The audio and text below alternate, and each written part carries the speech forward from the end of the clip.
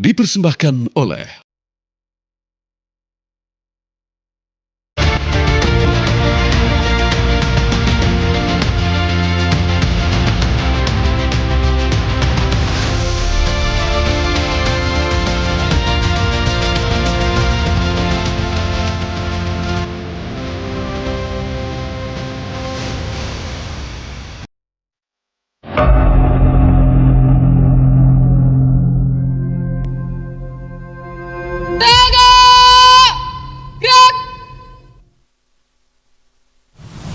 Dengan ini saya kukuhkan pasukan pengibar bendera pusaka tingkat pusat tahun 2024.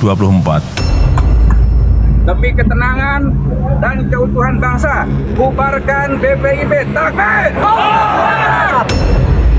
Kagetlah kita, katanya kan lepas jilbab itu pas hari H. Terus saya tuh doanya kan selalu, ya Allah, semoga kita ini bisa istiqomah tetap pakai kerudung. BPIP menegaskan bahwa tidak melakukan pemaksaan lepas jilbab. Penampilan Paskibraka Putih dengan mengenakan pakaian, atribut, dan sikap tampang sebagaimana terlihat pada saat pelaksanaan tugas kenegaraan, yaitu pengukuhan Paskibraka, adalah kesukarelaan mereka. Memang dari ucapan tidak pemaksaan, tapi dalam prakteknya pemaksaan. Kalau seandainya itu tetap dilakukan seperti itu, maka kami akan menarik anak kami dari pasukan ini. Yang ketiga, kita meminta Presiden untuk mengevaluasi kinerja BPIP ini. Minta segera dicabut mandatnya kepada Kepala BPIP. Diberhentikan dan diganti.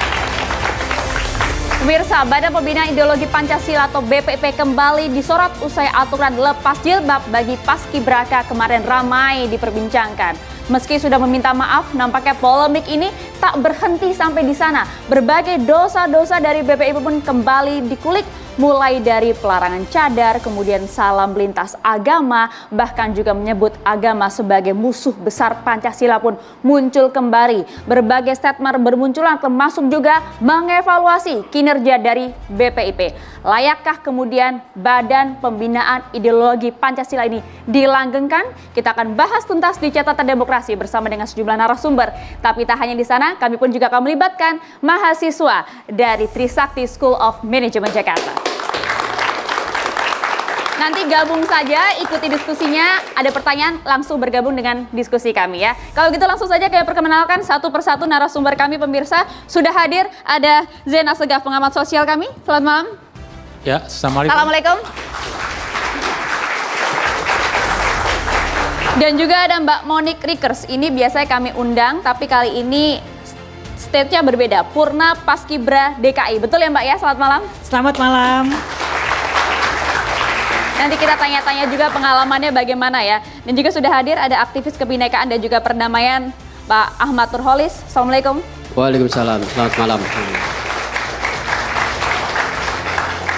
Kemudian hadir juga ada Kiai Muhammad Ziyad, Wasekjen MUI Pusat. Assalamualaikum Pak Kiai. Waalaikumsalam warahmatullahi wabarakatuh.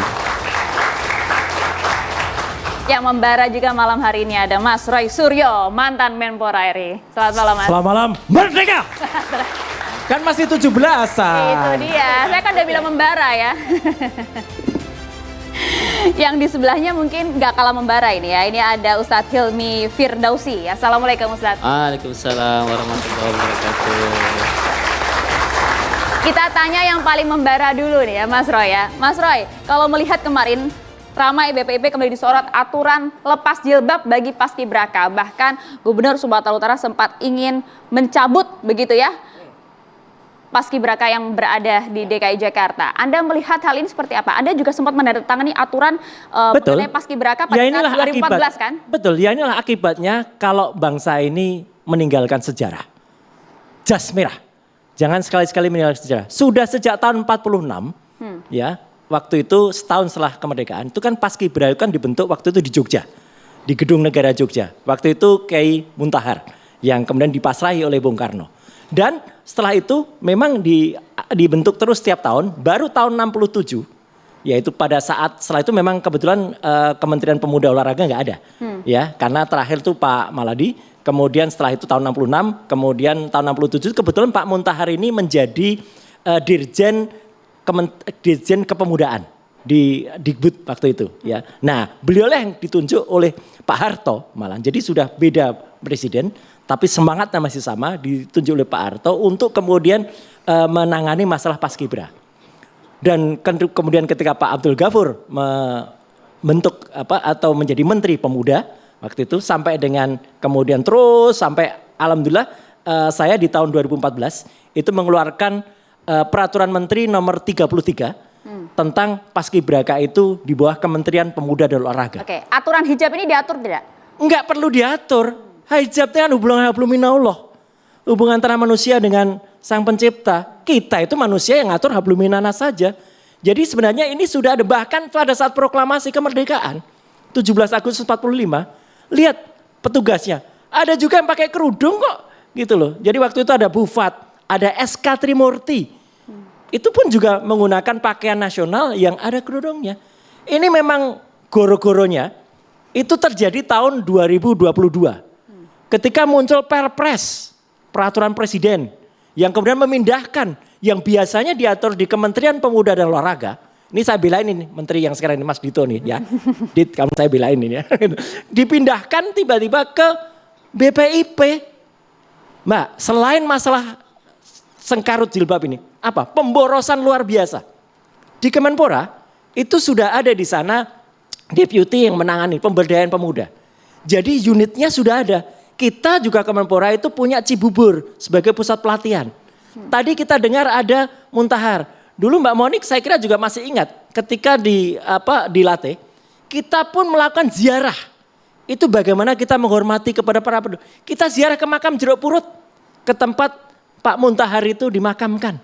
Jadi ditanamkan jiwa-jiwa semangat patriotisme itu tidak hanya diajarin Pancasila. Diajarin Pancasila iya, tapi lebih kepada semangat sejarah mereka. Patriotisme mereka kita ajarin di Cibubur.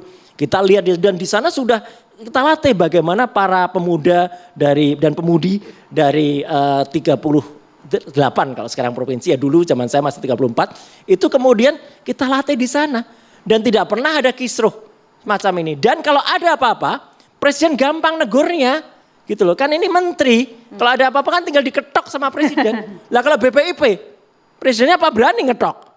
Enggak Kan kemarin berstatement juga. Lah iya, tapi kan ya menurut saya kan jadi heboh, jadi gaduh. Dan hebatnya Pak Muntahar itu apa? Sejarah beliau yang sudah itu orang egaliter juga loh. Pak Muntahar itu karirnya terakhir menjadi duta besar. Duta besar di mana, Mbak? Di Tata Suci Vatikan. Kan luar biasa kan? Artinya sejarah dari beliau ini artinya orang yang sangat nasionalis, tapi juga agamis, tapi juga egaliter juga. Menurut Anda BPIP tidak paham sejarah ini? Kalau lihat track recordnya mulai dari dibentuk tahun 2021, dengan segala hormat saya harus bilang BPIP ini memang banyak sekali melakukan blunder. Mulai dari dia tentang salam Pancasila, kemudian dimuat di majalah Tempo waktu itu panjang ya, itu salah besar, blunder besar. Apalagi sekarang. Jadi kalau menurut saya Mbak, saya kira Menteri Dito harus tarik kembali ini aturan ini, kembali ke Kemenpora. Kenapa? Bangsa ini juga tidak bisa merdeka kalau nggak ada Menpora loh. Salah satu dari 3 pemuda yang dulu menculik Bung Karno, itu ada namanya Wikana, Khairul Saleh, sama satu lagi Soekarni. Ya. Wikana itu adalah Menteri Pemuda pertama Indonesia. Jadi kalau tidak ada pemuda, Indonesia tidak merdeka. Kembalikan Paskibraka ke Kemenpora. Meskipun sudah dicabut, meskipun aturannya sudah dicabut, sudah minta maaf juga Mas Roy. Ya, tetap pemborosan selalu akan terjadi.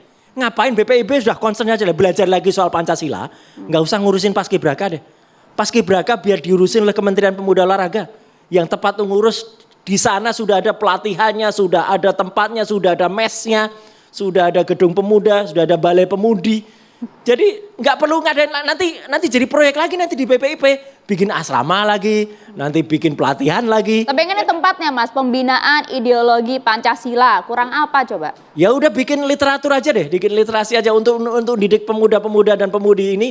Kembalikan Kemenpora juga punya anunya kok, punya deputinya kok. Jadi aturan hijab ini harusnya tidak perlu dirubah-rubah ya, tidak perlu. Andai kata tidak ditarik ke BPIP, insya Allah ini nggak akan terjadi.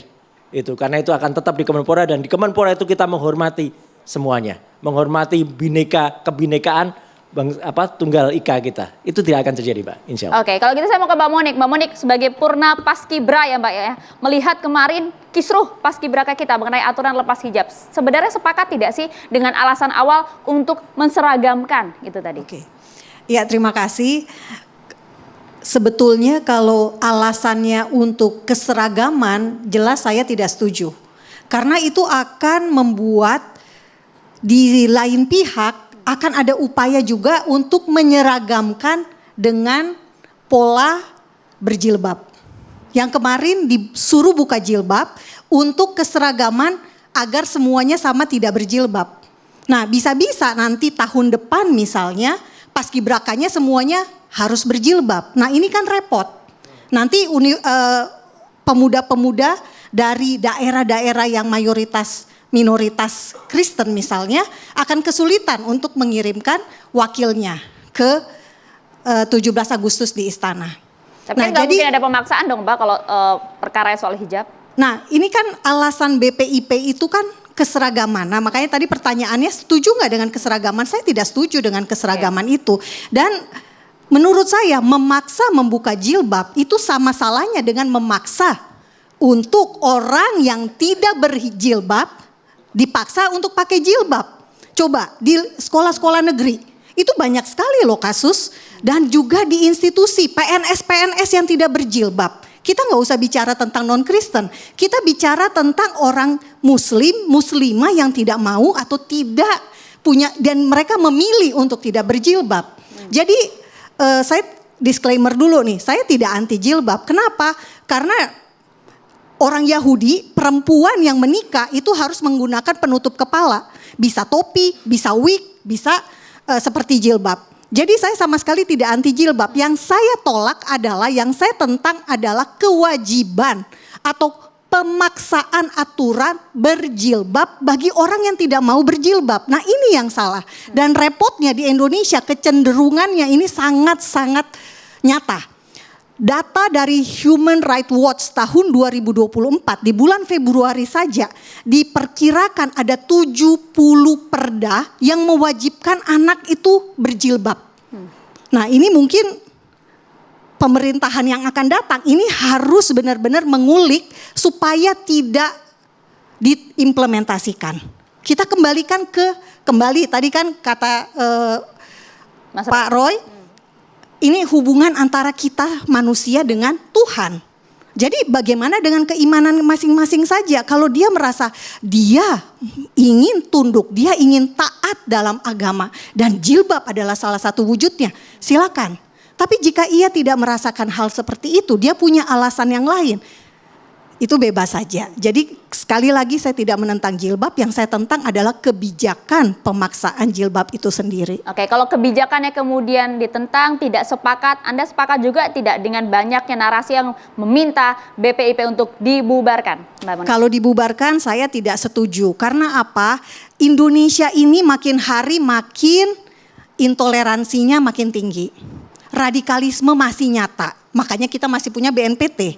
Dan masih ada kasus terorisme. Beberapa waktu lalu kita mendengar kabar Densus menangkap orang yang membawa bom di kereta. Tapi kalau kata Mas Sonek tadi banyak blundernya Mbak. Banyak blunder artinya apa? Orangnya bisa diganti. Tapi lembaganya, institusinya tetap diperlukan. Karena apa? Kecenderungan konservatisme agama itu juga nyata di Indonesia. Nah, ini mungkin jatahnya Habib nih untuk ngomongin konservatisme agama gitu ya. Karena memang ini persoalan serius Bapak Ibu. Di masa saya paskibraka, saya nggak ketemu teman-teman yang berjilbab. Karena memang paskibraka menggunakan hijab itu pertama kali 2002. Dengan paskibra dari daerah Aceh. Di masa saya saya sudah kirim foto ke TV One. Kita semuanya kos kakinya pun masih setengah betis. Bapak Ibu semua yang di rumah. Tidak seperti sekarang. Kos kakinya itu kan sampai ke lutut. Nah di masa kami, kewajiban kami hanya rambut saya panjang sepunggung waktu itu. Saya harus mengorbankan rambut saya dipotong pendek sedagu gini ya. Supaya seragam. Tahun berapa Jadi, itu ya Mbak? Rambutnya saya angkatan 90, ketahuan tuanya ya. Nah jadi waktu itu kita ditekankan untuk nasionalismenya. Dan betul Pak Roy juga tadi bilang saya waktu itu kami dibuat ke lubang buaya. Dan kami harus mencium bendera dan menangis karena apa? Karena rasa cinta tanah air yang begitu dalam dan kita ingin menjaga Pancasila itu. Dan sangat sampai hari ini Pancasila itu masih sangat kita butuhkan. Itu yang saya ingin. Oke, itu menurut Mbak Monik ya. Ustadz Hilmi tapi juga harus menanggapi mengenai hal ini. Tapi usai jeda, sesaat lagi kami akan kembali untuk Anda.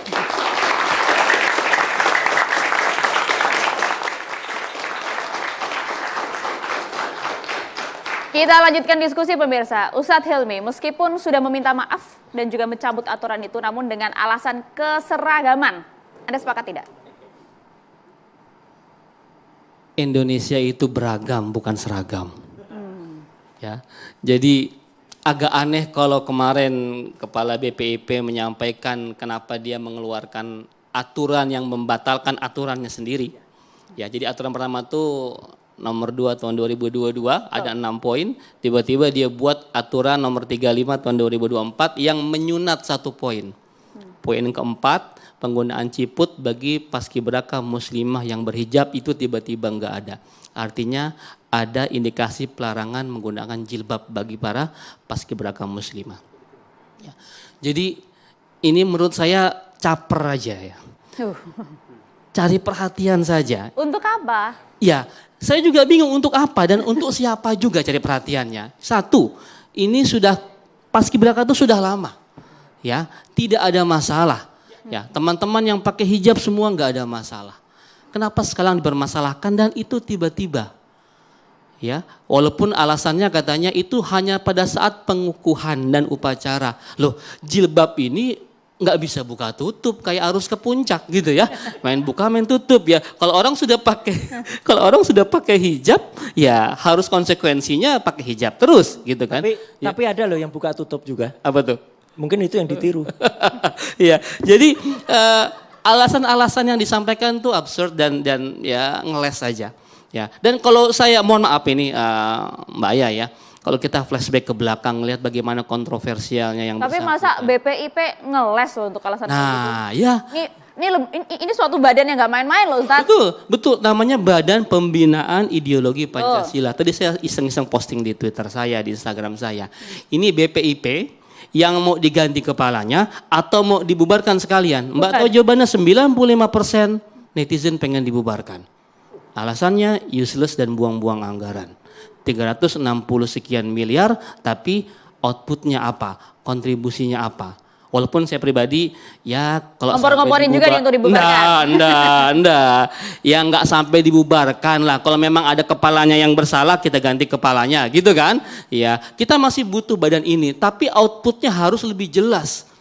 Kalau kepalanya saja sudah sangat kontroversial sejak sebelum menjadi kepala BPIP. Contoh dulu pernah ketika beliau jadi rektor di UIN ya, melarang penggunaan cadar bagi muslimah. Ya, yang lagi juga terakhir itu kan yang dia bilang agama adalah musuh terbesar Pancasila, itu kan sangat menyakiti hati umat Islam. Padahal beliau kan latar belakang juga seorang yang ngerti agama. Jadi menurut saya sudahlah, buat apa buat kegaduhan seperti ini. BPIP itu dibiayai negara dengan biaya ratusan miliar untuk mengembalikan ideologi bangsa ini yang mulai agak kurang nih. Anak-anak muda sudah mulai agak jauh dari Pancasila. Itu tugasnya itu, bukan membuat kontroversi dan kegaduhan. Ya. Dan tadi saya baca di postingan seorang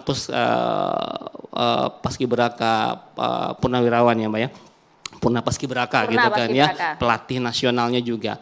Itu sampai dia menanyakan kenapa ada pergantian tiba-tiba dari seorang pembawa baki, kalau tidak salah namanya Maulia Putri. Ya itu beberapa jam sebelum upacara diganti oleh seorang bernama Evelyn gitu ya, karena alasan mungkin si Maulia itu pakai hijab. Dan itu digantinya baru beberapa jam. Dan dia lebih jauh lagi mengungkapkan, dia kebetulan hadir di IKN, sedang upacara pengibaran sampai penurunan, itu di tim inti Paskibraka tidak ada sama sekali Paskibraka yang berhijab. Nah itu kan perlu ditelusuri juga. Khawatirnya diskriminasi maksudnya? Iya, karena saya mendapat beberapa DM dari teman-teman di seluruh Indonesia yang juga menjadi pelatih Paskibraka. Ketika anak-anaknya sudah lolos dari mulai seleksi tingkat kecamatan, kabupaten, provinsi segala macam, itu ada intervensi untuk mohon maaf tidak mengenakan hijab kalau mau lanjut lebih. Intervensi dari siapa? Ya dari mungkin pelatihnya. Termasuk di antara mohon maaf, kenapa pembawa baki itu tiba-tiba harus diganti? Ya, kenapa ada pelarangan hijab ini? Ya, kalau alasannya saya nggak ngerti ya, hari ini masih ada stigma bahwa orang yang berhijab itu radikal. Salah sekali. Tadi saya setuju sama Mbak Unik ya. Kita nggak boleh memaksa orang pakai hijab. Dan kita pun tidak boleh memaksa orang untuk membuka hijabnya. Itu urusan kita dengan Allah Subhanahu wa Ta'ala. Jadi tolong dalam agama Islam la ikraha fiddin kan, agama ini nggak boleh maksa. Ya, jadi mari sama-sama kita hormatilah Bhinneka Tunggal Ika. Ya, jangan sampai hal-hal yang sepele seperti ini kita ramaikan lagi. Ini sebenarnya udah selesai ya Mbak. Ya sudah selesai itu kan, sudah lewat 17-nya. Tapi kan katanya Ustadz tadi panjang kontroversinya. Iya, kalau kita mau ke belakang ya kita gali, maka tuntutan netizen itu tadi kalau yang pertama pengen dibubarkan BPIP-nya, kalau saya lebih cenderung ganti saja kepalanya. Emang kenapa kepalanya? Ya itu tadi saya bilang kan Mbak ya kita lihat ke belakang dia punya kontroversi yang begitu luas ya. Padahal backgroundnya itu seorang mantan rektor Universitas Islam Negeri. Oke. Ya, jadi menurut saya ya kalau memang tidak sampai dibubarkan ya tolong dirombak lah begitu. Atau dipikirkan juga kenapa begitu besar anggarannya. Apa ini proyek atau apa saya nggak ngerti juga. Tadi kan kata Mas Suryo kenapa nggak dibalikin saja sih ke Kemenpora yang sudah memang ada orang-orang teknis di bawahnya. Betul. Ini BPIP saya mau nanya ini, kalau BPIP itu kan hanya pembinaan ideologi, itu yang ngerjain teknisnya siapa itu di bawah? Nah iya, nggak ada. Kalau Menpora kan sudah punya nih, Kemenpora ya. Udah BPIP punya deputinya, sudah punya strukturnya, Iya. sudah punya. Kalau BPIP itu nggak apa-apa, BPIP-nya masih ada. Saya setuju Mbak Monik karena kita masih butuh yang melawan terorisme.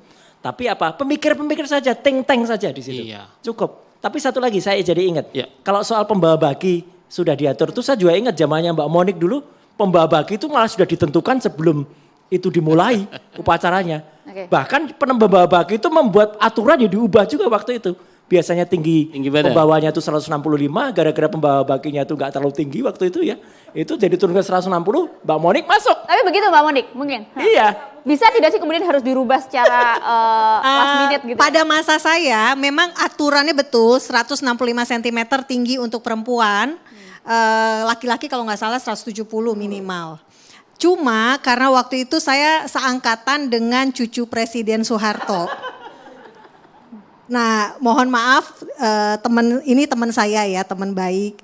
Dan saya tidak memenuhi syarat 165, saya hanya 162. Tapi akhirnya lolos karena kita termasuk kita bertiga ada yang di bawah 165. Jadi waktu itu malah aturannya menguntungkan kan? Dilonggarkan.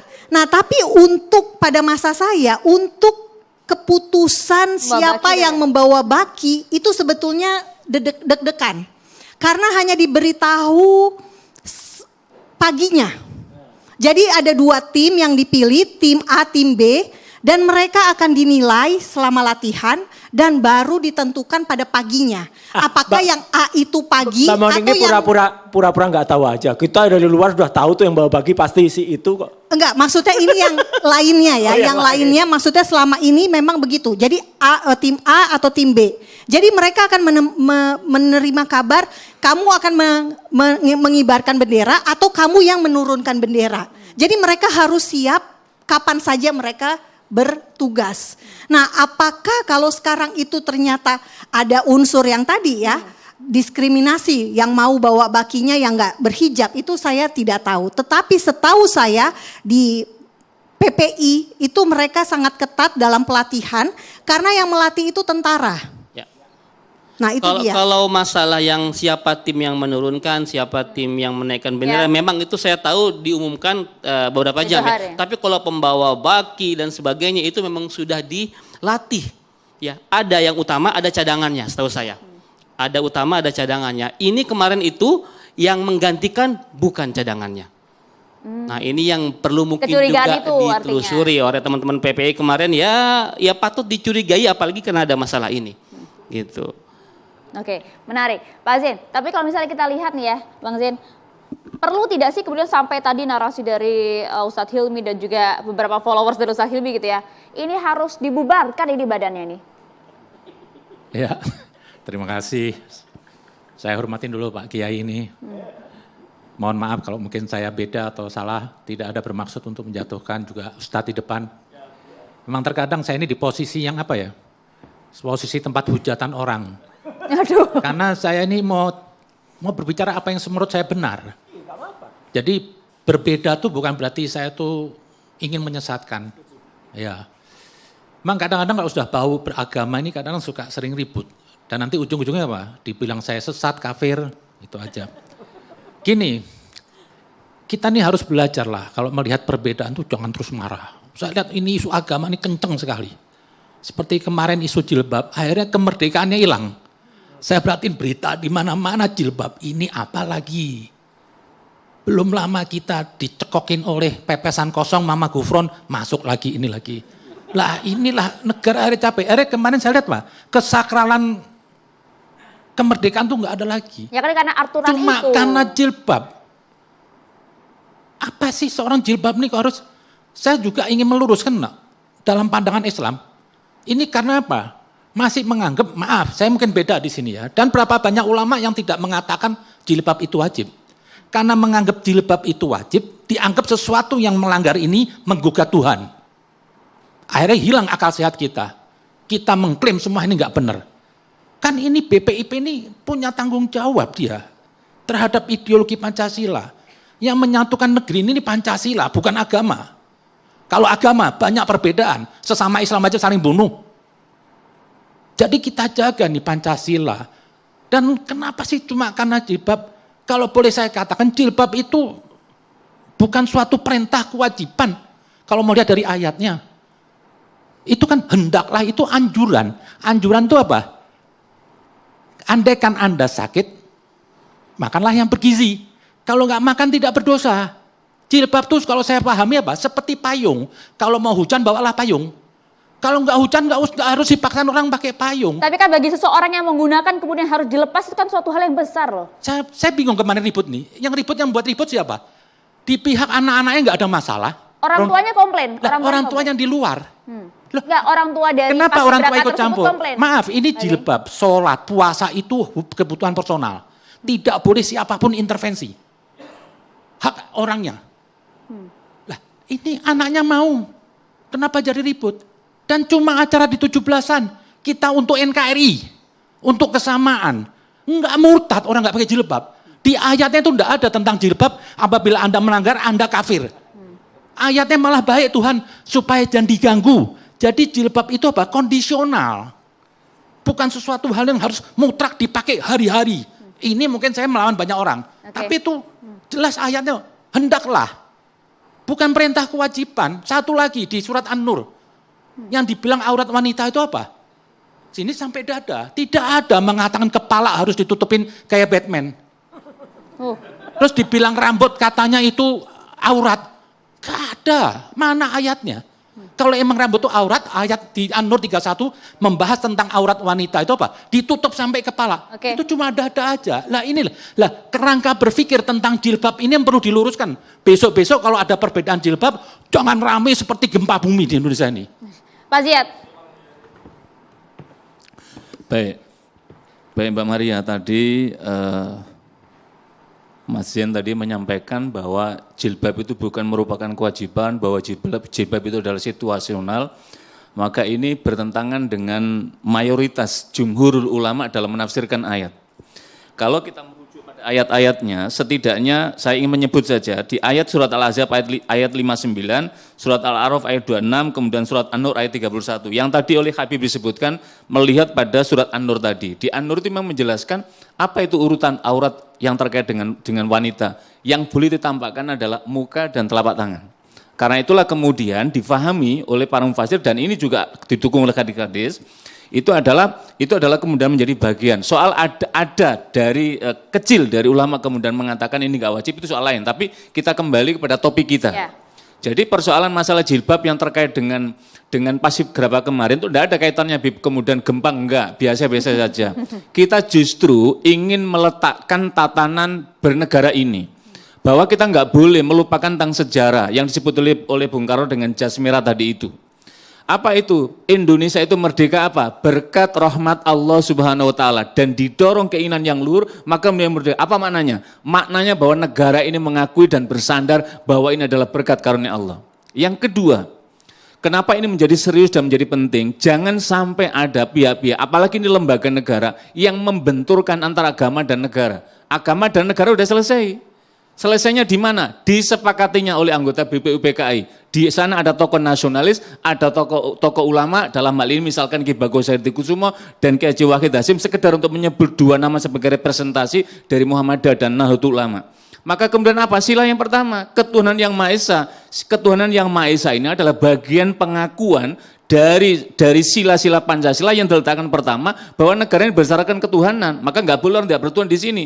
Yang kedua apa? Bagian dari mewujudkan membangun ketuhanan, implementasi keyakinan, pelaksanaan keyakinannya itu, maka harus dijamin. Makanya kemudian pasal 29 ayat 1 ayat 2, negara berdasarkan ketuhanan dan kemudian menjamin gitu loh. Dan kemudian tadi Habib menyatakan, ini kan para paskibraka macam-macam, ini nanti akan ada undang-undangnya lagi. Apa? Anak-anak ini adalah usia pelajar, maka ada undang-undang sistem pendidikan nasional yang di sana dijelaskan apa tujuan pendidikan nasional. Membentuk manusia yang beriman dan bertakwa berakhlak. Bagian dalam konteks untuk menutup jilbabnya ini, sekali lagi jangan difahami jilbab seperti panjang, ini ciput saja. Maka itu adalah bagian dari satu, mengamalkan sila pertama tadi itu. Dua, melaksanakan apa itu Undang-Undang Dasar pasal 29 ayat 1 dan 2 itu. Tiga, bagian dari pengamalan dari Undang-Undang Sistem Pendidikan Nasional. Dan saya berbicara ini juga bukan kemauan saya. Saya bersandar kepada kitabullah juga. Saya juga bersandar kepada hukum Allah. Dan saya ingin mengangkat agama ini pada tempatnya. Jangan dijadikan ajang debat-debat yang semua itu apa? Salah pemahaman. Jelas di situ ayatnya supaya tidak diganggu. Ini kebutuhan personal. Andaikan kalau saya langgar, rugi saya sendiri. Jadi bukan sesuatu hal yang mutlak, kalau ini dilanggar Anda zalim. Ada kutukan Tuhan, enggak ada di ayatnya. Tapi kenapa kok masalah jilbab ramainya seperti apa? Yang menolak itu murtad, yang menolak itu kafir. Janganlah. Ini poinnya sebenarnya bukan itu. Nah, satu dulu, kenapa saya mau bilang itu? Lah, kemarin ini justru ribut jilbab ini malah dari luar. Dari pihak panitia, saya bukan membela BPIP. Ya. Saya cuma ingin mendudukkan masalahnya. Dari dalam nggak ada yang ribut, anaknya nggak ribut. Ini luar ribut. Terus disambut oleh MUI. Ya. Cepet gitu loh MUI kalau sudah urusan agama. Ya memang tugasnya itu. Nah dulu, ada bahasan itu tidak perlu dilempar keluar. Ada salah satu orang tua paskibraka namanya Sofia. Oke, dia komplain juga.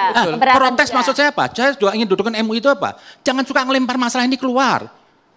Akhirnya apa? Jadi api lagi. Rame. Kita tidak melempar masalah. Ya. Seperti saya ada mengatakan terus, kenapa nggak hubungan ke BIP? Duduk di situ.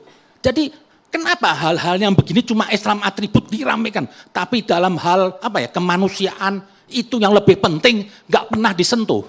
Kalau seperti itu mestinya BPIP juga mengurusi hal yang strategis, BPIP yang banyak melanggar tentang Pancasila, tidak hal yang seperti ini yang sudah kan, established. Di satu pihak kan BPIP mengatakan Pak, ini identitas nasional, kan sudah pakai peci, sudah ketutup rambut. Kalau kita mau katakan rambut mau jilbab gaya-gaya orang Arab, kita menganggap itu tolak ukur Islam. Dan kita sedikit-sedikit mengadopsi dari Arab, kita punya budaya sendiri. Bagaimana sih sebenarnya? Jilbab, bentar dulu, kita punya jilbab sendiri. Kalau mau adopsi Arab, orang laki juga pakai jilbab dong di Indonesia. Jadi Bib, karena orang Arab pakai jilbab semua laki. Jadi ini loh maksud saya. Iya. Singkat. Ini dipahami supaya untuk apa? Kepentingan NKRI dulu. MUI ini juga bagian dalam rangka menjaga NKRI. Makanya dua tugas utama MUI itu kan satu, khodimul ummah. pelayan umat. Salah satu dari pelayan umat yang adalah himayatul ummah, untuk melindungi umat, salah satunya konteks tadi itu. Yang kedua adalah sodihul hukumah, mitra strategis pemerintah. Ketika ada kebijakan-kebijakan, satu, bertentangan di antara dengan Pancasila dan Undang-Undang Dasar, maka kita punya kewajiban moral untuk meluruskannya. Kita menjadi saya apa? Jangan dilempar keluar gitu loh. Akhirnya ikut apa? Ikut sama buzzer-buzzer ini. Kan mudah dikit, langsung lempar keluar. Buzzer siapa ini? Ya maksudnya orang yang ribut jilbab, kalau Mbak lihat di Facebook semuanya. Sekarang ntar loh. Gak ada ruang yang tidak keluar tuh, enggak ada. Karena BPIP MUI itu punya keluar, sifat yang santun, yang enak. Oh, saya ini suatu lembaga. Datengin aja BPIP-nya. Nggak perlu disambut, ini nggak bener, bubarkan BIP. Ini kan lembaga dibuat sama orang-orang penting. Untuk ideologi Pancasila. Kalau Pancasila kita nggak mau bela, ya hancurlah negeri ini.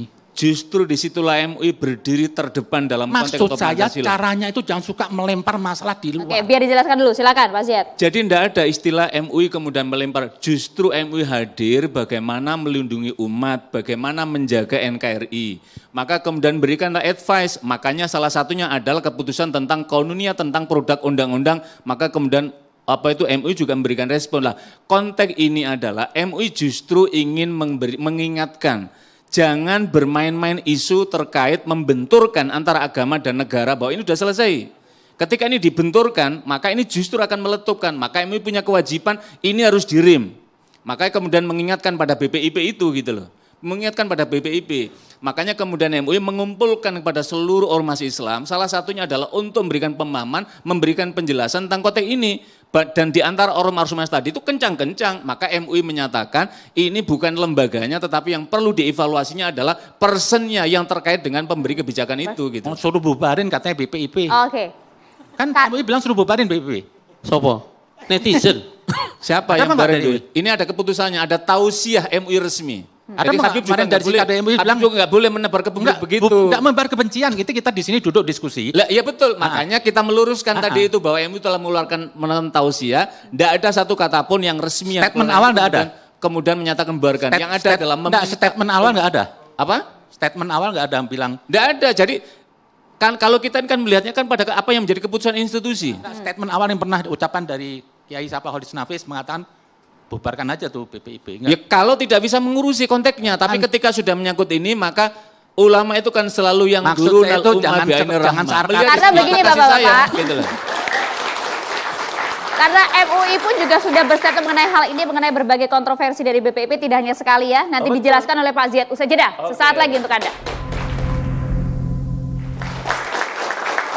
Ya, karena yang menarik sebenarnya catatan dari MUI, kontroversi yang terjadi di BPIP atau dilontarkan oleh BPIP tidak hanya sekali, betul ya Pak Ziyad ya?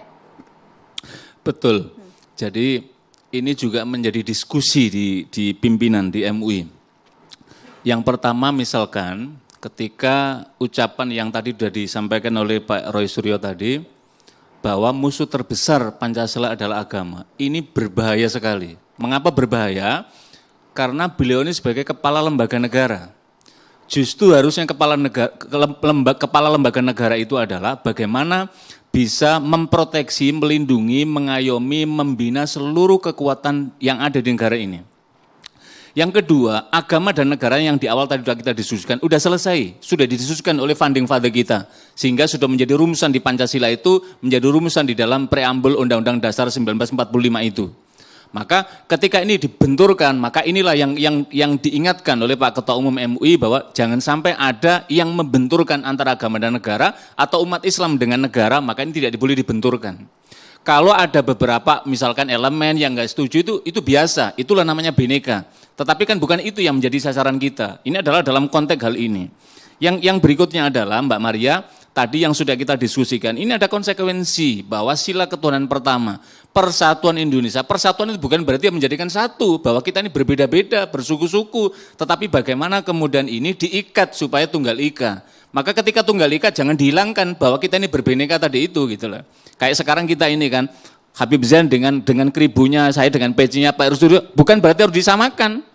Inilah bineka, tapi kita ika apa? Bahwa kita ika diikat oleh NKRI, maka kita bela NKRI dalam konteks hal itu. Lah, ini adalah badan pembina Pancasila, maka ideologi bagaimana penguatan ideologi berpancasila, ideologi kemudian orang cinta tanah air dan seterusnya, inilah yang harus ditumbuhkan. Jangan memproduksi statement yang kontraproduktif gitu loh. Ini kan kemudian akhirnya menimbulkan kegaduhan. Statement siapa yang dimaksud? Ya, ketua ini kan berawal dari BPIP. Yang tadi disebutkan, begitu tahun 2021 misalkan ketika ada lomba tulis itu juga memunculkan kegaduhan. Kemudian yang terbaru lagi, ini adalah proses-proses yang kemudian menimbulkan rangkaian yang kemarin sesungguhnya bukan puncak. Inilah yang kemudian menimbulkan kegaduhan karena menyangkut masalah jilbab. Memang ini tidak strategis, tetapi ini penting bagian dari memproteksi, bagian dari mengamalkan nilai-nilai agama dan akhlak kepada anak didik yang selama ini sudah dipegangi. Bayangkan tadi Mbak Maria, seorang gubernur di Provinsi Sumatera bagian barat sana, itu sampai setegas itu apa maknanya? Itu ya punya konsekuensi gitu loh, karena itu ini juga bagian yang mesti harus didengar. Oke, gitu. jadi yang harus dikoreksi kepalanya atau badannya? Ya, Majelis Ulama Indonesia tentu memahami bahwa BPIP ini kenapa didirikan, karena dipandang penting melihat adanya pelemahan nilai-nilai Pancasila, dan nilai Pancasila tidak hanya di kalangan rakyat, pejabat juga penting dikuatkan. Bagaimana mengamalkan keadilan sosial bagi seluruh rakyat Indonesia, ini juga penting sehingga nggak ada korupsi, itu juga bagian hal yang penting gitu loh. Nah, tapi yang kemudian yang berikutnya adalah apa yang terkait dengan pengamalan yang kita masukkan tadi, kita tidak ingin pada lembaganya. Lembaganya ini bisa diperbaiki ke depan. Kalau ada yang tidak sesuai, ya orangnya gitu loh. Dicopot artinya? Ya, kalau itu kan kewenangan, makanya di MUI salah satu dari 5 poin tausiah MUI ketika mengumpulkan seluruh ormas Islam kumpul pada hari Rabu kemarin di MUI, karena masing-masing itu dengan aspirasinya masing-masing ormas itu, maka MUI ingin mewadahi. Salah satu dari 5 poin itu adalah meminta pada Presiden untuk mengevaluasi kinerja kepala BPIP. Kepalanya? Iya. Oke. Lembaganya kita masih melihat bahwa ini penting, perlu penguatan dan lain-lainnya karena negara ini mementingkan dalam konteks hal itu. Tapi mesti harus diisi orang-orang yang betul tidak membuat kegaduhan. Kemudian dalam konteks hal itu. Mbak Maya, Mbak Maria, saya kira ini memang BPIP ini cari penyakit kok memang. Waduh. Harusnya nggak usah ngurusin itu. Ada urusan lebih besar. Yang kemarin pada saat peristiwa itu harusnya kalau menurut saya BPIP harusnya mengkoreksi itu. Nggak usah ngurusin soal hijab. Tapi ngurusin patung yang salah itu. Patungnya itu nggak sesuai dengan Garuda Pancasila itu. Tadi kan Ustadz Ibu mengatakan bahwa itu kayak Batman. Itu kan nggak sesuai dengan Garuda Pancasila. Itu harusnya tugas BPIP membenarkan kalau ada orang buat patung dengan biaya mahal, ternyata nggak sesuai dengan Garuda Pancasila. Artinya dia sepakat juga kalau harus dievaluasi? Harus dievaluasi, dan menurut saya memang banyak ya yang perlu dievaluasi. Ada hal-hal yang harusnya memang, kan ini malah bikin gaduh. Padahal kalau bikin gaduh itu harusnya malah ditangkap. Tidak setiap gaduh itu pasti buruk. Ya, kalau mau dibilang gaduh buruk, orang mengajakkan kebenaran itu pasti kegaduhan. Ini kita mencari yang benar. Jadi, publik itu menuntut BPIP untuk dibubarkan itu alasannya karena dengan biaya mahal, tapi yang diproduksi kegaduhan. Nah, oke. Ya, sampai di sana dulu. Yang diproduksi katanya kegaduhan, Pak Nurholis. Anda sepakat tidak harus dibubarkan badannya atau kepalanya yang harus dievaluasi? Ya, pertama kan tentu kita harus memahami terlebih dahulu ide pendirian BPIP itu apa gitu ya. Itu kan berangkat dari persoalan kebinekaan kita. Jadi dalam konteks kebinekaan Indonesia, paling tidak kalau kita sederhanakan, persoalannya nggak sederhana, tapi kalau disederhanakan itu ada 3 ya. Pertama adalah intoleransi, itu masih praktek intoleransi, itu masih marak di mana-mana. Lalu kemudian karena itu terlalu lama dibiarkan, meningkat menjadi tindakan ekstrim. Lalu tindakan ekstrim ini kalau dibiarkan itulah yang kemudian meningkat menjadi tindakan terorisme gitu ya. Nah, dalam soal lain ini terjadi karena apa? Karena generasi muda kita itu sudah mulai lupa terhadap Pancasila gitu ya. Karena itu kan setiap kali memperingati Pancasila, teman-teman jurnalis tanya kepada teman-teman muda, anak-anak sekolah, sedikit di antara mereka yang hafal tentang sila Pancasila, sebagian besar adalah lupa. Nah, ide pendirian BPIP adalah dalam rangka bagaimana generasi muda itu tidak hanya hafal, tetapi juga memahami gitu ya. Nah, oleh karena itu, kalau dalam perjalanannya BPIP itu tidak sesuai atau belum sesuai lah dengan apa yang kita harapkan, ya kita evaluasi bersama gitu ya. Memang dalam konteks tapi kan Indonesia. Tapi kan sekali ini Pak Nurholis masalahnya. Ya, saya kira yang melakukan berkali-kali itu juga tidak hanya BPIP. Banyak lembaga lain, kementerian bahkan, itu juga sering kali melakukan kesalahan gitu ya. Anggarannya besar, tetapi program yang mereka lakukan itu juga tidak sepenuhnya bisa dirasakan oleh masyarakat langsung begitu. Tapi bagaimanapun BPIP itu sudah melakukan terobosan-terobosan lah, meskipun belum maksimal sebetulnya. Contohnya apa Pak? Contohnya Pak? Ya, misalnya ya. Paskibraka yang dulu itu kan begitu selesai sudah. Nah sekarang kan mereka melakukan pembinaan secara berkelanjutan kan gitu. Enggak, dari dulu Pak Paskibraka menjadi Purna Paskibraka dan mereka membina untuk untuk adik kelasnya. Ya, tapi paling tidak untuk saat ini ada peningkatan gitu ya. Itu dulu. Enggak ada, peningkatannya enggak ada Pak. Saya ngikutin semua itu aturan itu di Paskibraka. Ya, nanti itu bisa paling tidak dari laporan-laporan dan juga pemberitaan yang saya baca. Poin lainnya mungkin. Itu demikian. Contoh gitu. lainnya. Contoh lainnya malah hilang tadi ziarah ke gini soal pembinaan gitu loh. Ya, BPIP juga melakukan kerjasama beberapa lembaga gitu ya, dengan Kementerian Kemendikbud melakukan itu, dengan kementerian yang lain juga. Tetapi memang saya bukan berarti tidak ada kritik, ada juga begitu.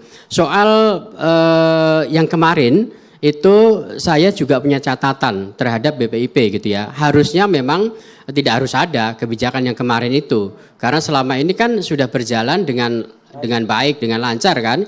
Nyaris tidak ada masalah lah gitu. Nah oleh karena itu apa yang kurang dari BPIP ya kita benahi gitu ya. Misalnya kalau perlu diganti kepalanya ya bukan hal mustahil juga begitu. Anda sepakat artinya harus dicopot kepalanya? Ya itu tergantung evaluasi kita bersama kan gitu. Menurut kan. Menurut Anda?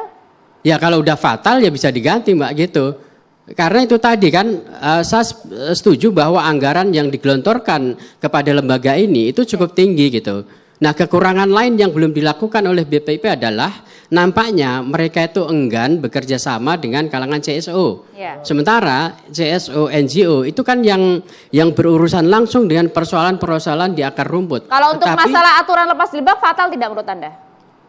Ya itu sama fatalnya seperti orang memaksa mengenakan jilbab gitu. Karena itu kan dengan media lain waktu saya diwawancara ya saya mengatakan bahwa harusnya BPIP tidak melakukan itu. Emang gitu. Memaksa? Ya pasti ada intervensi gitu ya. Jadi intinya ginilah. Intinya adalah bahwa soal arahan untuk penyeragaman itu menurut saya mereduksi dari kebinekaan itu sendiri gitu ya. Kan kita ini Indonesia ini ada dan kuat karena kebinekaan yang ada kan, karena perbedaan-perbedaan gitu. Jadi kalau itu mau diseragamkan melalui event bernama 17 Agustusan, maka menurut saya itu fatal gitu ya. Tapi fatal dan harus tadi dievaluasi kata Anda. Iya, perlu dievaluasi tapi tidak harus dibubarkan gitu. Oke, tapi dicopot? Sepakat ya, bisa jadi kalau kita semua menilai itu sudah terlalu fatal ya bisa diganti yang beda kan, harus kan? dicopot. Dan itu umum kan, menteri aja nanti. bisa diganti. Harus diganti katanya. Enggak, gitu. kalau setiap beda harus dicopot kan repot. Kapan mau ada perubahan di negeri ini? Ya. Kita harus bisa menerima kesatria lah perbedaan. Enggak perlu melihat ini. Kalau mau dibilang tadi enggak boleh kita menyamakan. Kita punya satu yang sama di negeri ini. Kita punya bendera merah putih, semua sepakat enggak ada bendera ungu. Dan kadang-kadang suatu momen tertentu boleh kita punya keseragaman ya, untuk keindahan dan NKRI. Kalau sudah melakukan kesalahan fatal berkali-kali, artinya tidak sekedar hanya untuk dievaluasi. Saya nggak melihat berkali-kali. Oh, banyak. Yang pandangan dia kemarin saya nggak menganggap salah itu. Ya. Pancasila memang diganggu oleh agama, bisa saja. Kita ini perlu wawasan yang luas lah. Bukan berarti benci agama. Banyak agamanya bukan agama di negeri ini. Itu yang berbahaya. Gini, kita bicara tadi saya kembali ke awal tentang jilbab ya. Kita bicara tentang jumhur ulama yang diikuti oleh sebagian besar rakyat muslim di negeri ini. Artinya mereka meyakini bahwa hijab adalah wajib. Ya, kalau Anda menyatakan bahwa tidak wajib itu terserah ya. Tapi jangan memaksakan juga pendapat Anda kepada kami yang bilang bahwa berhijab itu wajib. Seperti itu, iya kan? Iya. Jadi sama-sama, seperti itu. Dan ketika tadi sebelahkan oleh Ustaz Helmi tadi menyampaikan bahwa jilbab itu kewajiban, disinilah letak pasal 29 itu bahwa pengamalkan dari keyakinan tadi itu dilindungi dan dijamin oleh negara. Dan jangan lupa jilbab itu bukan sekedar kewajiban, tapi itu hak. Karena ini hak, maka ini adalah human right ini. Makanya di Konvenen PBB itu kan dijelaskan. Salah satu dari poin pelaksanaan dari ini. Ya, tapi ketika orang tadi dia punya kewajiban, maka dia harus dilindungi, maka tidak boleh kemudian dengan alasan seragamkan. Kita kan tahu lah yang disampaikan oleh Pak Ketua kan ini dalam rangka keseragaman. Ya. Apakah mesti harus seragam seperti Pak Nurkolis tadi sudah menyampaikan? Kita ini beragam, maka bagaimana keberagaman ini yang ada adalah menghormati, saling bertoleransi. Dan Pak Kribo, Mas Habib, ini ada pasal yang misalkan di peraturan BPUP yang tadi sudah disebutkan oleh Mas Roy Suryo tadi itu, kemudian yang baru ada salah satu poin kecil yang kemudian dihilangkan. Itu masalah di sana ya? Iya, kemudian tadi misalkan ya kita terima kasih telah diberikan izin, itu pun setelah ditegur oleh Pak Presiden sebagaimana Kepala Sekretariat Istana menyampaikan dalam konteks hal itu gitu loh. Tetapi ini tidak boleh diulangi dan nggak boleh terulang lagi karena itu sudah jelas perlindungannya Pancasila sila pertama, Undang-Undang Dasar tadi, ini anak pelajar dengan Undang-Undang Sistem Pendidikan Nasional, dan kemudian kalau ini sukarela kok bermaterai. Dan ini masuk dalam Undang-Undang Anak, ini mesti harus didampingi orang tua juga. Jadi, tapi kita tidak mengungkit lah, ini sudah selesai, tapi ini kita mengevaluasi ke depan supaya tidak terulang lagi. Kembali filosofi jilbab itu, kalau dalam Al-Quran, itu supaya tidak diganggu. Apakah terus orang buka jilbab kemarin pasti berangkat diganggu orang? Enggak lah. Bawa santai aja lah, beragama jangan terlalu ideologis. Ya itu pandangannya Habib. Santai katanya Ustaz Hilmi. Nanti harus ditanggapi. Ini harus ditanggapi dengan santai atau tidak? Sesaat lagi di Catatan Demokrasi.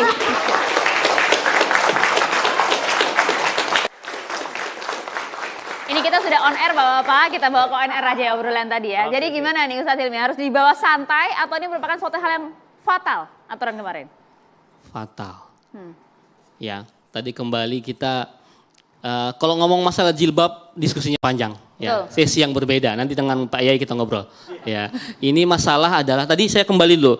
Yang meramaikan itu bukan MUI. Afwan, saya bela MUI ya. Yang meramaikan awal itu adalah pembina Paskibraka Nasional dan Purna Paskibraka ketika melihat adik-adiknya ya diintervensi untuk tidak menggunakan hijabnya yang sebelumnya sudah berhijab. Jadi itu awal-awalnya baru bergulir ke publik, dikutip berbagai macam media, dan ini yang kita garis bawahi adalah bagaimana adanya diskriminasi antara yang pakai hijab dan tidak pakai hijab. Itu lebih. Anaknya mau karena dipaksa untuk menandatangani aturan. Ya kalau tidak tanda tangan, dia out. Ya out aja kalau emang itu kewajiban. Lah berarti itu ada sebuah diskriminasi dong namanya. Buktinya sekarang anaknya mau kan, berarti bisa apa? Kompromi. Ya itu anak di bawah umur ini yang... cuma 17 Agustus. Oke. Nggak makan diganggu, Anda nggak pakai jilbab. Itu aja. Bukan begitu. Ini ada syariah. Anda mau nggak tidak sholat sekali? Udahlah nggak usah sholat kan lagi acara misalkan sedang berbenturan waktunya. Bukan, ini kan konteksnya jilbab itu. Ayatnya, filosofinya supaya tidak diganggu. Oh itu kan versinya Habib. Loh Al-Quran. Ya versi Quran itu kita memanjangkan kerudung kita sampai ke dada. Iya supaya tidak diganggu. Ya itu adalah efek. Loh iya intinya ayatnya supaya tidak diganggu. Bib, itu tameng. Sholat untuk menenangkan hati. Lalu kalau hati kita sudah tenang apa kita nggak perlu sholat? Saya bahas jilbab itu kan aja. Analoginya seperti saya itu. Saya bahas jilbab aja. Kalau jilbab itu Anda bilang kalau sudah nggak diganggu ngapain berhijab gitu kan konteksnya. Nah, sifatnya kondisional. Oh bukan begitu Bib. Bukan permanen. Kalau permanen perintah kewajiban ujung ayatnya apa? Murka Tuhan kalau dilanggar. Bukti apa? Kata Tuhan apa? Supaya tidak diganggu. Saya kembali tadi kita nggak akan membahas pengampun. masalah ini Pak Iya ya. Masalah ini kalau dibahas cukup panjang. Yaitu sesi yang berbeda. Saya kembali menekankan bahwa yang kita garis bawahi sekarang adalah adanya diskriminasi dan intervensi adik-adik kita muslimah paskibraka yang berhijab untuk melepas hijabnya. Karena kalau nggak dilepas dia nggak bisa lanjut. Begitu. Meskipun sudah diklaim sukarelawan? Sukarelawan gimana Mbak? Informasi dari Kepala BPIP katanya sukarela. Sukarela, tanda tangan. Tadi Pak Yai bilang dia di bawah umur. Sudah melalui proses dari mulai tingkat kecamatan, kabupaten, provinsi. Ya diancam seperti itu. Ya namanya anak di bawah umur pasti pikirnya juga pendek. Daripada saya harus merelakan sebuah momen yang bersejarah ini. Mungkin dia pikir pendek apa bagaimana saya juga nggak tahu. Tapi kan kita yang di luar ada pasti. Statement dari yang ikut merasa diancam kok. Ya mungkin kita juga nggak tahu. Kita mengambil kesimpulan diancamkan itu nggak benar tuh. Bukan keadilan lah memutuskan sesuatu berdasarkan dugaan nggak boleh. Ya. Jangan kita memutuskan sesuatu berdasarkan dugaan itu nggak baik. Begini kita meluruskan begini. Kan kita bisa menyimak secara cermat konferensi pers yang dilakukan oleh Ketua BPIP. Sebelum setelah pengukuhan. Kita tidak bicara setelah pengibaran, karena ketika pengibaran atas perintah dari Presiden melalui Sekretariat Negara menyampaikan supaya diberikan hak untuk di sini. Jadi ketika itu disampaikan bahwa ini adalah sukarela. Apa wujud sukarelanya? Maka kemudian ada tanda tangan bermaterai. Sekali lagi ini pun juga oleh para pemerhati pendidikan juga ini juga tidak bisa. Karena ini anak mesti harus didampingi juga gitu. Yang kedua, yang melaksanakan kan punya kuasa, maka nggak mungkin anak itu kemudian bisa melakukan pelayanan itu. Tapi lebih dari itu semua, sesungguhnya anak-anak paskibraka muslimah ini dijamin ketika dia melaksanakan jilbab ini dijamin oleh undang-undang dan oleh sila pertama Pancasila. Itu yang ingin kita tegaskan dalam konteks itu gitu loh. Karena itulah kita menyambut baik ketika telah permintaan maaf dan kemudian telah diberikan izin. Tetapi sekali lagi ini tidak boleh terulang. Karena ini akan ada proses yang disebut dengan sekularisasi, liberalisasi di kalangan para pelajar. Dan tujuan sistem pendidikan nasional jelas sekali. Ini bagian dari pembentukan karakter. Untuk apa? Untuk berakhlak. Maka itulah dimulai dari tadi itu. Soal Habib nggak setuju bahwa ini nggak wajib. Itu silakan. Tetapi yang menafsirkan tentang kewajiban berjilbab ini para mufasir. Oh tapi kan ada satu mufasir nggak setuju. Tapi kan jumhurul. Kita mau yang jumhur atau kita yang minor, kan begitu kan gitu loh. Evaluasinya tapi harus wajib. Ya, kalau evaluasi sebagaimana yang disampaikan dalam Tausiah Majelis Ulama Indonesia yang ditandatangani oleh ketua dan sekjen itu yang ada 5 poin penting yang dilakukan itu. Salah satunya adalah meminta pada Presiden untuk mengevaluasi kinerja. Karena tadi yang sudah kita diskusikan, ini dianggari oleh negara, tapi kemudian memunculkan kegaduhan dan kemudian ini adalah hal yang tidak produktif dalam rangka untuk penguatan dan pembinaan ideologi negara. Buat gaduh kan orang lain, anaknya nggak gaduh kok. Orang lain yang buat gaduh, anaknya yang ikut nggak ada yang gaduh. Harus evaluasi tapi Mbak kinerjanya. Iya, saya mau tanggapi MUI dulu, mohon maaf. Kalau MUI keberatan orang yang sudah berhijab disuruh copot hijab, artinya sekarang se-Indonesia ini tahu haknya. Mereka yang tidak berjilbab, berhijab, orang-orang muslimah atau non-Islam yang tidak berhijab, tapi dipaksa berhijab di sekolah negeri misalnya atau di institusi PNS. Emang ada Mbak? Nah itu berarti mereka boleh keberatan juga. Orang tua atau siswanya boleh keberatan juga. Emang yang ada yang dipaksa untuk ada. Human Rights Watch itu sudah mengeluarkan data pada Februari 2024. Ada kewajiban dari sekitar 15.000 sekolah negeri di Indonesia, mereka itu mengalami persoalan dipaksa untuk berjilbab. Padahal bukan agamanya Islam. Nah ini artinya sekarang se-Indonesia Begitupun sebaliknya ini tahu. ya Mbak Monik ya. Iya. Ada juga di sekolah, di suatu daerah yang siswanya berjilbab dipaksa untuk membuka jilbabnya. Jadi memang ini sama-sama lah ya. Iya, sama-sama nah makanya saja. saya bilang artinya sekarang kita sudah bisa tahu posisi masing-masing. Yang berjilbab silakan, yang tidak juga silakan. Gitu. Nah jadi benar nggak perlu rame, nggak perlu ribut. Karena apa, undang-undang pasal 29 kan menjamin kebebasan menjalankan ibadah dan menerapkan syarat-syarat yang ada di dalam agama masing-masing. Nah persoalannya sekarang ini tidak pernah, maaf mungkin Kementerian Pendidikan Nasional ini tidak sampai mengecek kasus-kasus yang ada di bawah, di sekolah negeri. Ini banyak sekali kasusnya. Saya pernah punya pengalaman ketika saya ke Aceh Singkil. Sudah lama sih memang. Nah ini orang Batak. Kerja di perkebunan sawit di Aceh Singkil, tetapi mereka satu sekolahan itu harus berjilbab karena di Aceh.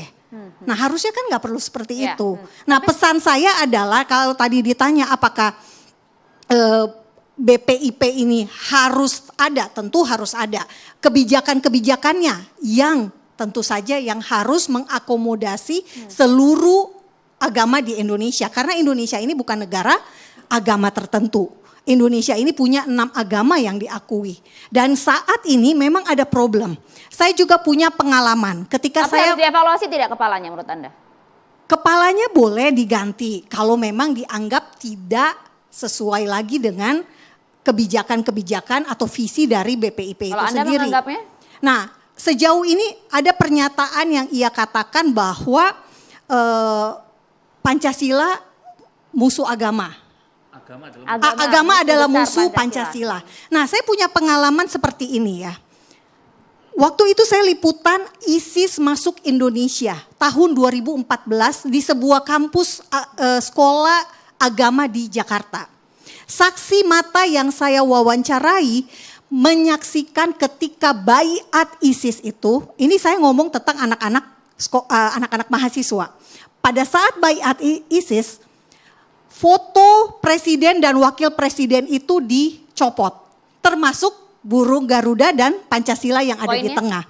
Poinnya adalah memang berarti ada orang-orang yang tidak setuju dengan simbol kenegaraan kita. Simbol burung Garuda, simbol Pancasila. Hubungannya dengan BPIP? Nah, hubungannya BPIP perlu untuk mengedukasi generasi milenial. Karena saya bicara kasih contoh tadi adalah mahasiswa. Artinya lembaga, nah, lembaganya perlu dikuatkan justru. Orang-orang seperti Habib Sen perlu masuk di BPIP. Karena apa? Karena memang pemikiran yang berbeda itu perlu ada. Karena Indonesia ini beragam. Pemahaman dari seorang kepala BPIP yang menurut Anda salah, artinya begitu? Pemahamannya ada yang salah. Saya tidak setuju yang tadi saya bilang kan. Menyuruh orang berhijab, dicopot hijabnya sama salahnya dengan menyuruh orang tidak berhijab, dipaksa berhijab. Nah ini salah. Tetapi ketika beliau mengatakan agama adalah musuh Pancasila. Nah contoh yang tadi saya sampaikan itu betul-betul real. Itu saya alami tahun 2014. Semoga sekarang ini tidak terjadi seperti itu lagi. Karena apa? Simbol itu diturunkan. Artinya tidak menghargai simbol negara. Simbol Pancasila dan burung Garuda. Soal kebebasan itu saya kira kalau di Kemenpora juga harusnya sih boleh. Kita lihat lah dalam hal yang lain. Misalnya di olahraga. Itu kan juga sekarang bebas. 2 atlet panjat tebing Indonesia cewek kemarin, yang satu pakai jilbab, yang satu tidak, kan dua-duanya bisa berprestasi. Serahkan kepada mereka, ya kan, kepada si Raja Salsabila dan Desak Made itu kan, yang satu pakai jilbab, sedangkan sama-sama berprestasi. Ya udah, seperti itulah Indonesia, beda-beda tapi satu jua. Itu berbeda-beda tapi satu jua. Mahasiswa juga ingin bertanya, silakan kami berikan kesempatan. Ya, silakan. Duduk saja. Halo, perkenalkan nama saya Bintang Rahmat Akbar dari Trisakti School of Multimedia. Mungkin dengan diskusi yang telah dilakukan oleh para lembaga, saya ingin bertanya, jika evaluasi yang dilakukan BPIP dilakukan dengan penggantian ketua BPIP dilakukan, apa sih syarat yang paling ideal nih menurut MUI untuk calon ketua BPIP gitu? Ngerti Pancasila. Yang pertama, tentu orang yang memiliki pemahaman yang utuh tentang Pancasila. Bahwa Pancasila itu 5 sila. Yang diawali dengan sila ketuhanan, yang kemudian diakhiri dengan sila yang kelima. Itu yang penting. Kemudian apa? Tahu peta masalah di Indonesia. Tadi Mbak Monik menyampaikan ada beberapa sekolah misalkan yang tadi disampaikan, itulah fungsinya bagaimana di kalangan milenial justru dikuatkan pemahaman tentang ideologi. Karena konteksnya perjuangannya kan berbeda, maka contoh-contohnya juga berbeda sesuai dengan kondisi pada masing-masing. Sehingga orang memiliki pemahaman yang terkait dengan Pancasila dengan nilai-nilai moral yang ada dalam Pancasila itu gitu loh. Jangan sampai orang hanya hafal Pancasilanya tapi nilai-nilainya tidak diaplikasikan gitu loh. Inilah yang saya kira dalam konteks bernegara gitu loh. Karena itulah dan kemudian bisa mengayomi bahwa kita ini ada beraneka macam agama di Indonesia yang semuanya hidup harus dalam kerukunan, dalam saling menghormati, saling bertoleransi, tidak saling dihadapkan gitu loh. Bahwa kita ini beragam, kita ini bineka, tetapi jangan sampai kebinekaan ini kemudian menimbulkan bermusuhan, tapi harus tunggal ika. Itulah konteks dalam rangka merawat NKRI itu gitu loh. Dan itu semua sudah dipayungi oleh funding-funding kita melalui pasal-pasal untuk memproteksi supaya semuanya hidup rukun dalam konteks pengamalan yang ada di Indonesia. Salah satunya Bang Sing tadi katanya suruh masuk BPIP. Ya, kalau soal Bang Sing masuk apa tidak itu silakan. Ya, saya cuma ingin memahami tentang jilbab ini ya. Al-Quran itu sudah menjelaskan kita semuanya. Bagi orang yang terganggu dengan wanita yang nggak berjilbab, suruh menjaga pandangannya. Menjaga pandangan ini bukan berarti melengos ya, nggak ngelihat, tapi bersih pikirannya. Kenapa saya bilang bersih pikirannya? Karena bukan hanya pria aja yang disuruh jaga pandangannya.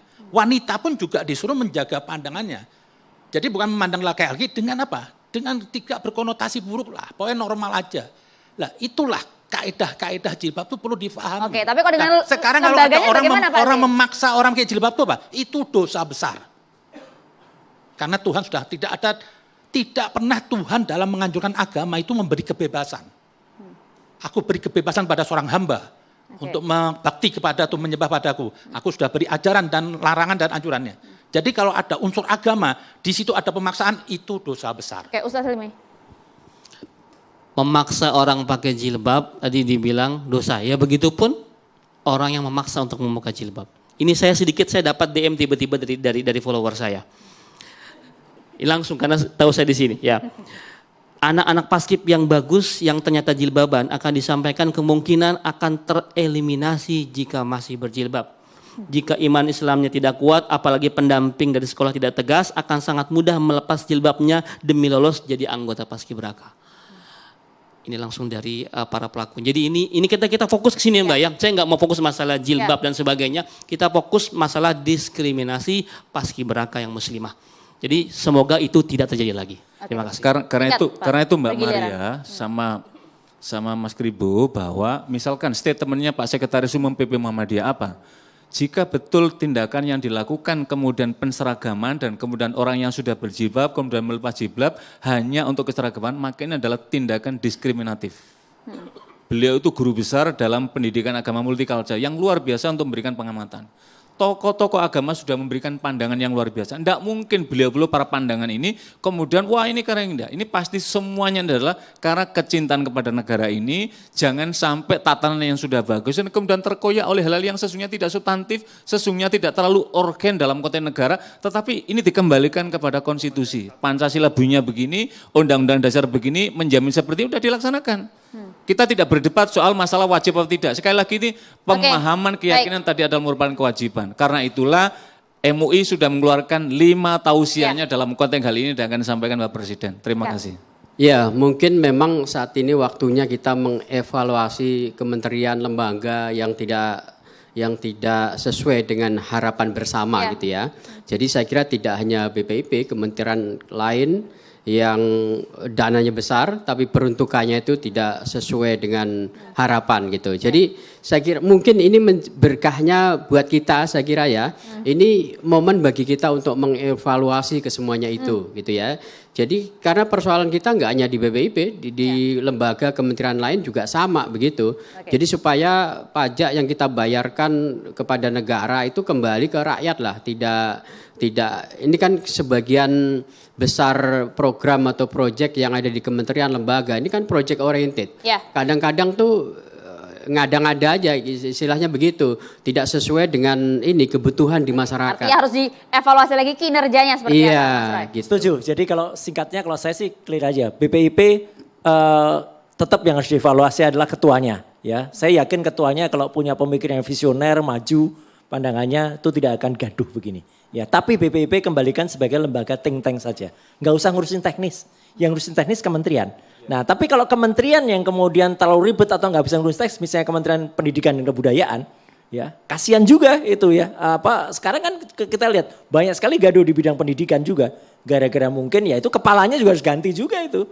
Gitu karena jelas sekali itu kritik juga banyak banget kok. Jadi kalau menurut saya ya kembalikan semua pada kitohnya, kembalikan semua pada yang benar dan kalau perlu nggak cuma kementerian-kementerian, ya kalau ujungnya kementerian yang di atas nggak perlu ya ganti juga. Gitu. Oke, sesaat lagi catatan demokrasi akan kembali untuk Anda.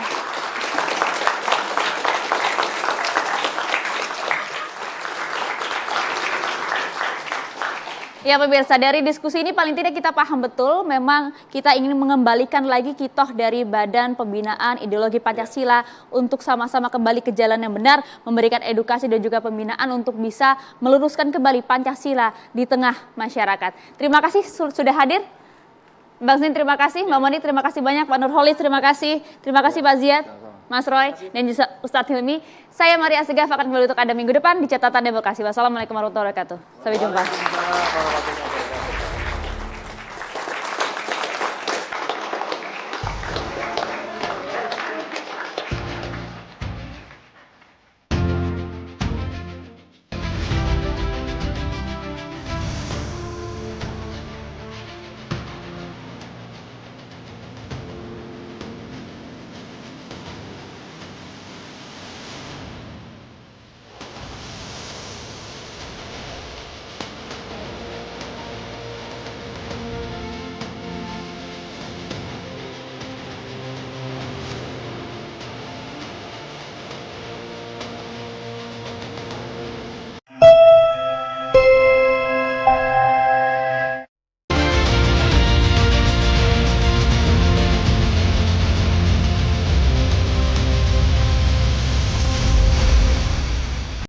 dipersembahkan oleh